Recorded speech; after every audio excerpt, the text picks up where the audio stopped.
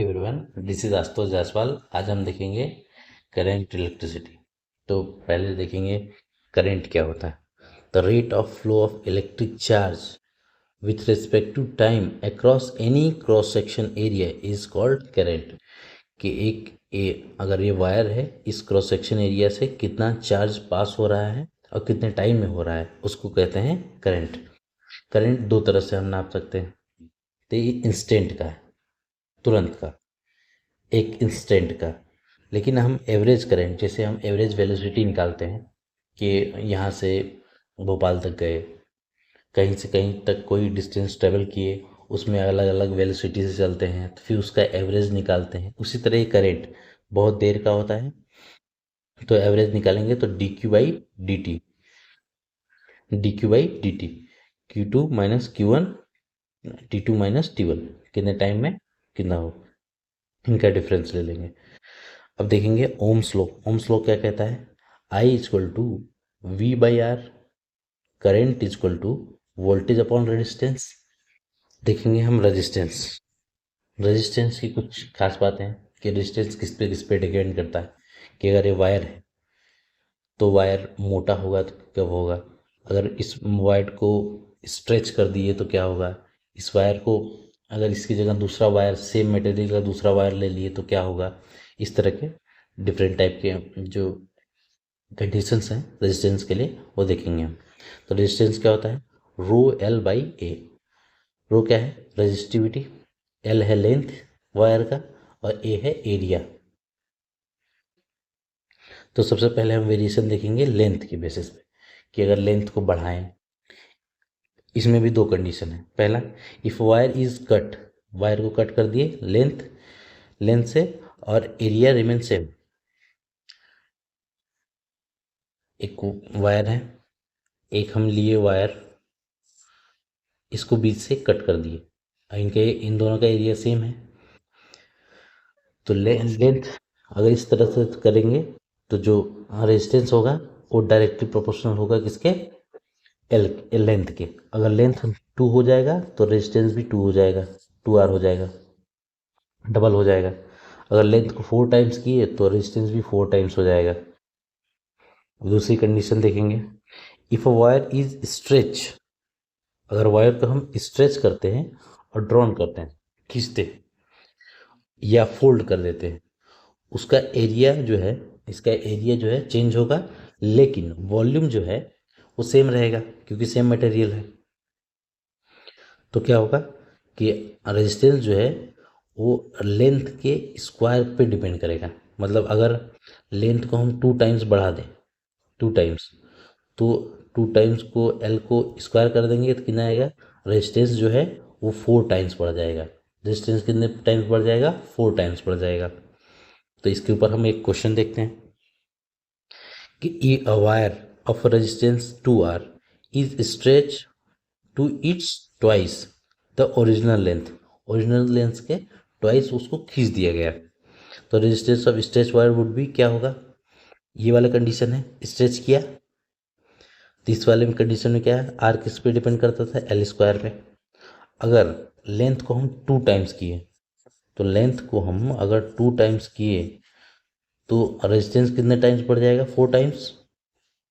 4 into कितना है? 2, कर दे तो 8 ओम, ये आ जाएगा आंसर। अगर हम लेंथ को 2 टाइम्स बढ़ाएंगे तो रेजिस्टेंस कितने टाइम्स बढ़ जाएगा? 4 टाइम्स। ठीक है, आगे देखते हैं। अब दूसरा कंडीशन देखते हैं। अब हम चेंज करेंगे area. Variation with area of cross section और थिकनेस, थिकनेस और एरिया चेंज होगा, उस कंडीशन को हम देखते हैं। पहला कंडीशन है,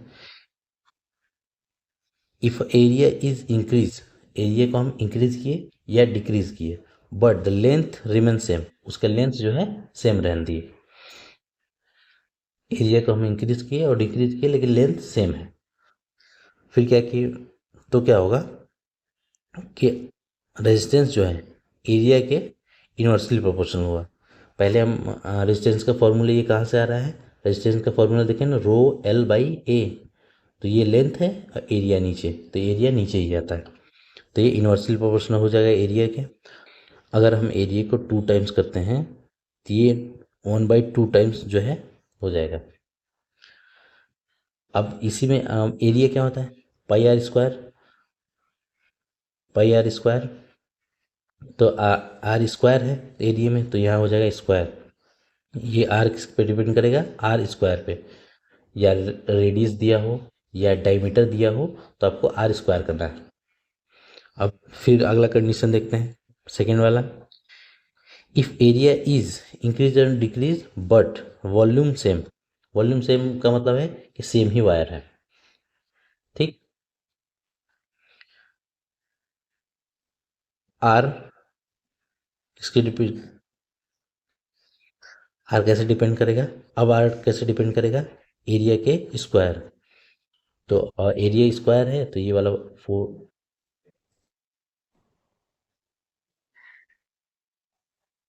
अब देखेंगे हम next question. A certain wire A has resistance 81 ohm. A wire है, उसका 81 रेजिस्टेंस है। Resistance of another wire B, दूसरा वायर एक बी है, वो सेम मटेरियल का है और इक्वल लेंथ का है। सेम मटेरियल है और इक्वल लेंथ है, और लेकिन उसका डायमीटर जो है वो 3 टाइम्स हो गया है।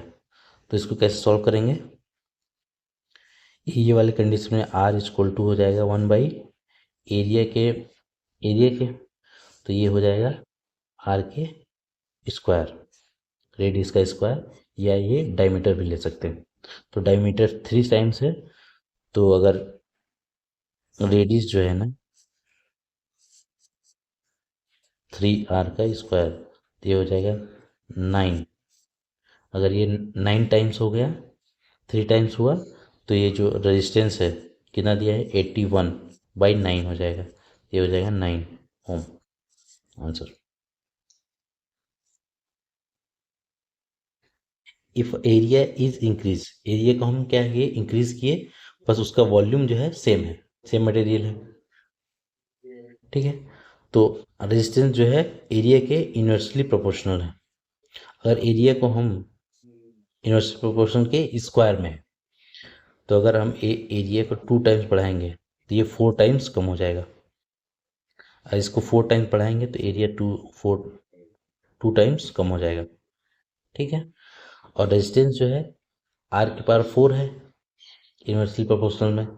तो अगर इसको हम 2 करते हैं, अगर इस रेडियस को 2 टाइम्स करते हैं तो ये 4 टाइम्स एक मल्टीप्लाई हो जाएगा ऐसे, तो कितना हो जाएगा, 16 टाइम्स। तो रेजिस्टेंस कितना हो जाएगा, 16 टाइम्स घट जाएगा। तो ये 16 टाइम्स घट जाएगा रेडियस। अब देखेंगे हम next question. A certain wire A has resistance 81 ohm. A wire है, उसका 81 रेजिस्टेंस है। Resistance of another wire B, दूसरा वायर एक बी है, वो सेम मटेरियल का है और इक्वल लेंथ का है। सेम मटेरियल है और इक्वल लेंथ है, और लेकिन उसका डायमीटर जो है वो 3 टाइम्स हो गया है। तो इसको कैसे सॉल्व करेंगे, ये वाले कंडीशन में आर इक्वल टू हो जाएगा 1/एरिया के तो ये हो जाएगा आर के स्क्वायर, रेडियस का स्क्वायर, या ये डायमीटर भी ले सकते हैं। तो डायमीटर 3 टाइम्स है, तो अगर रेडियस जो है ना 3 आर का स्क्वायर, तो ये हो जाएगा 9। अगर ये 9 टाइम्स हो गया, 3 टाइम्स हुआ, तो ये जो रेजिस्टेंस है कितना दिया है, 81/9 हो जाएगा। ये हो जाएगा 9 ओम आंसर।